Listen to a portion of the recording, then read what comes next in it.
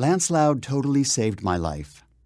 Not just when I was a kid and he turned me on to his New York, which someday I wanted to make my New York, but also in 2001 while I floundered in Brooklyn. He filmed a video testimony for PBS, sort of a Where Are They Now special. Lance was in the final stages of full-blown-out AIDS. Still somewhat lucid, but his faculties were obviously deteriorating. And whether this is what he actually said or just what my addled mind remembers, I cannot in good faith defend. But he said that he was in the situation he was in, dying from AIDS and hepatitis C, because of his reckless behavior with drugs.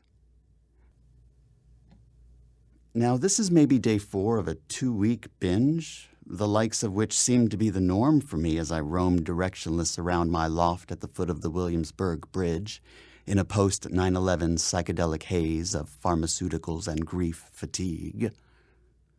But seeing Lance Loud dying on television like that really fucked with my buzz. Lance Loud, who was all things fabulous and inspirational, who showed me that there was a life waiting for me outside of my suburban hell. And though I never lived at the Chelsea Hotel, after years of trolling in and around New York City, the guy at the front desk did know my face well enough to not have to ask.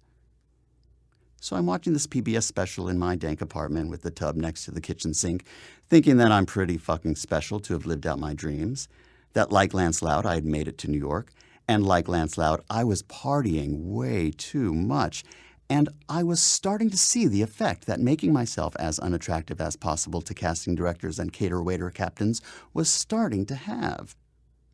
I was using drugs to attract and repel people. I had convinced myself that I was abandoned by everyone I loved, and I deserted everyone I ever cared for. On this night, when my imagination was a hallucinogenic ball of fire, there he was, Lance Loud, reaching out through the television screen, grabbing me, telling me to shape the fuck up or I was going to die. And I heard Lance, loud and clear, saying at this pivotal moment in our script, "Don't be like me." Which was the exact opposite of everything I had been doing for years. Don't be like me. But this from Lance Loud himself. Okay, let me go. But I listened. I already felt like I had cheated death twice in 1 week. Just days after I had the misfortune of watching the towers fall from the Williamsburg Bridge, I got some test results back from my doctor. HIV positive. Negative.